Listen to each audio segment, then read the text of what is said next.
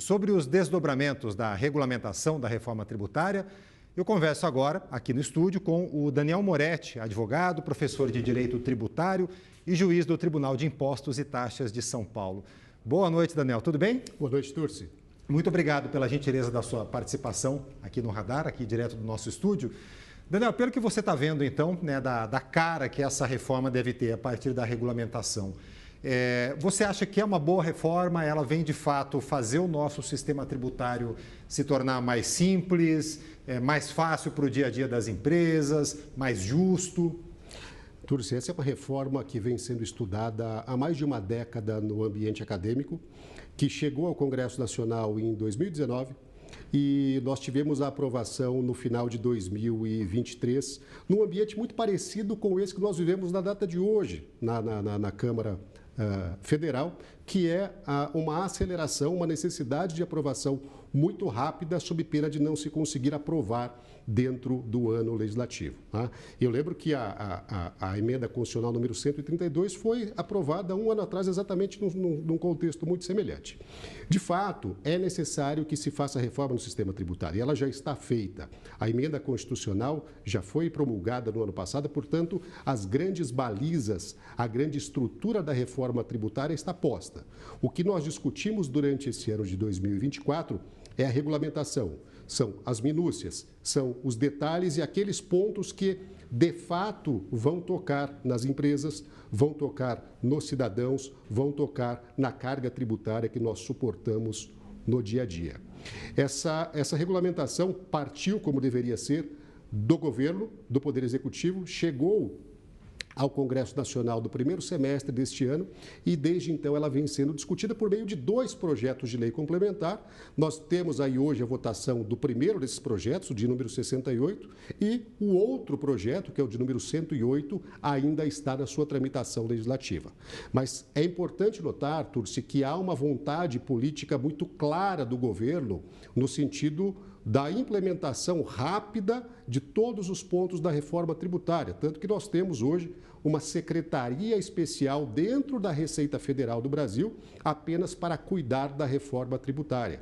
E esta secretaria especial da reforma essa secretaria especial, no âmbito da Receita Federal, reúne profissionais extremamente qualificados que fazem uma leitura muito precisa do sistema para tentar colocar em prática aquilo que é melhor. É claro que nem sempre chegamos ao ideal, é claro que há falhas, é claro que há pontos que deveriam ser melhorados, é claro que há itens que deveriam passar por um diálogo maior com a sociedade e com os setores da atividade econômica. Mas o processo político, o processo legislativo nem sempre permite que aconteça dessa forma. Portanto, nós estamos chegando a uma reforma tributária necessária, que não é perfeita e que teremos, sobretudo, um período de muita atenção, especialmente de 2026 até 2032, quando nós passaremos por aquilo que chamamos de período de transição, quando nós teremos novos impostos, novos tributos, um imposto, uma contribuição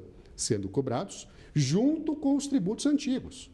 Portanto, os desafios serão muito maiores desse período que está por vir. Vai ser feita uma transição e a ideia é que essa transição não aumente a carga tributária, quer dizer, aquilo que a gente paga de imposto vai progressivamente ser dividido entre os impostos atuais e os impostos que vão entrar, a contribuição sobre bens e serviços e o imposto sobre bens e serviços. Quer dizer, o share, a divisão daquilo que a gente paga é que vai ter os impostos antigos e os novos envolvidos, né? E isso durante uma transição. Agora, o senhor falava sobre o processo político e a tramitação disso no Congresso Nacional. A gente vem acompanhando aí a disputa por exceções, quer dizer, são os lobbies políticos agindo ali sobre o Congresso e alguns parlamentares tentando puxar a brasa para as sardinhas daqueles lobbies que eles defendem.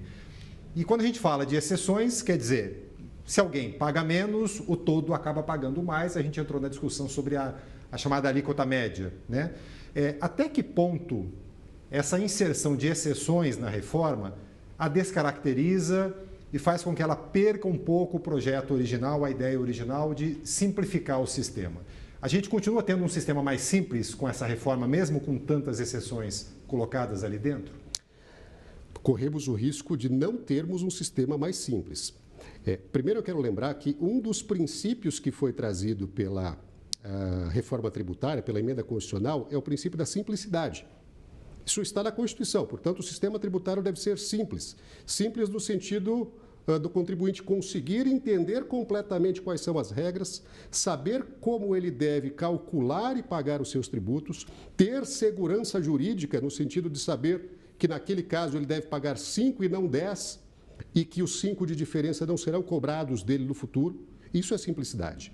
E aí, quando você tem uma disputa, exatamente nesse ambiente político, tá? Por meio do qual setores da sociedade civil, setores econômicos buscam, obviamente, uma redução complementar para o seu segmento, isso nos traz o risco de causar uma completa desfuncionalidade do novo sistema.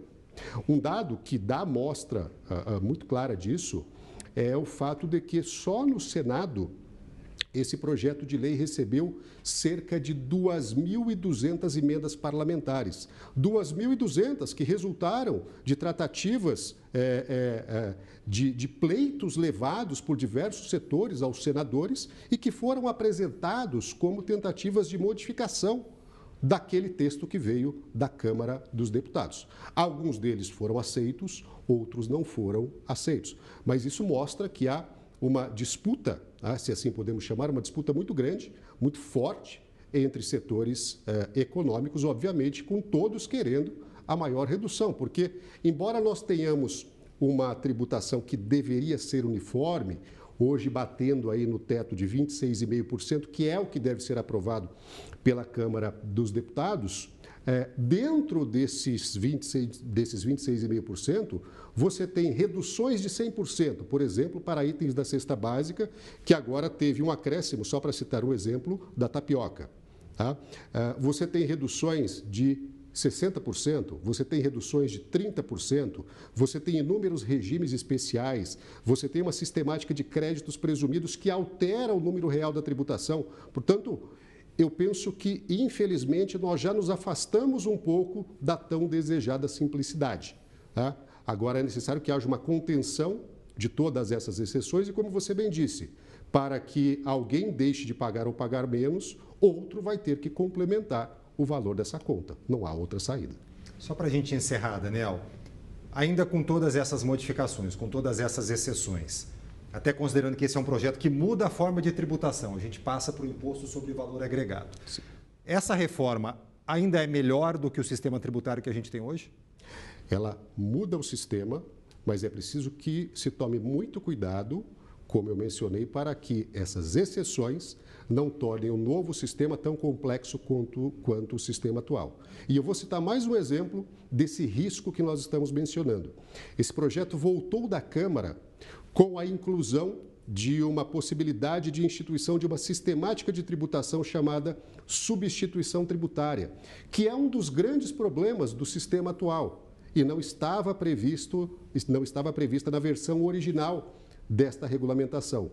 E, ao seguir para o Senado, houve a inserção desta possibilidade de criação da substituição tributária, por exemplo, para o setor de bebidas. E a substituição tributária nada mais é do que um dever de pagar o imposto devido por todas as etapas de comercialização no início da cadeia. Ou seja, o fabricante paga o imposto devido por ele e por todos os outros. Daniel, a gente acaba de ter a aprovação pelo plenário da Câmara dos Deputados da regulamentação da reforma tributária. Aprovada agora a regulamentação da reforma tributária. Vamos ouvir, então. O PL, deputado Altineu, eu penso que agora Vossa Excelência vai votar com toda a base. Posso orientar pelo PL? Eu posso orientar pelo PL? Câmara, deputado Arthur Lira, passando ali algumas orientações e mensagens aos deputados. Fato é que acaba de ser aprovada a regulamentação da reforma tributária no plenário da Câmara dos Deputados. Uma notícia muito aguardada pelo setor produtivo no Brasil, pelo mercado também, uma vitória do governo, conseguir aprovar esse projeto. Ele já tinha passado pela Câmara, foi para o Senado, sofreu modificações lá, voltou para a Câmara e agora, com a aprovação, ele já segue para a sanção do presidente Lula. Temos o placar da votação, foram 324 votos a favor, 123 contrários e 3 abstenções. Continua a discussão no plenário da Câmara, mas o projeto de regulamentação da reforma tributária está aprovado, portanto. Daniel, temos então o fim desse capítulo da regulamentação. Como você lembrava mais cedo, há um outro projeto ainda que trata da regulamentação, mas esse primeiro projeto está finalizado. Que avaliação você faz? Era o que se aguardava, era exatamente a aprovação desse projeto, que das 2.200 emendas no Senado Federal, foi divulgado ontem um relatório no âmbito da Câmara com 18 páginas, sintetizando, indicando aquilo que seria aceito relativamente às alterações do Senado e aquilo que não seria aceito. Portanto, ocorreu o que era previsível.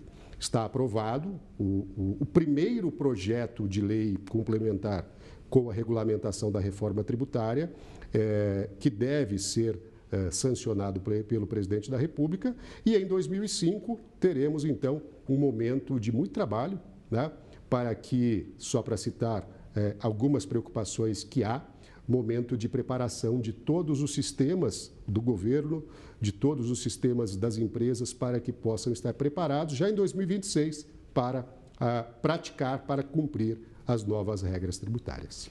Daniel Moretti, juiz do Tribunal de Impostos e Taxas de São Paulo, advogado, professor, muito obrigado pela gentileza da sua entrevista aqui no estúdio do Radar e boa noite. Agradeço a você e a todos os nossos espectadores. Boa noite. Boa noite, obrigado.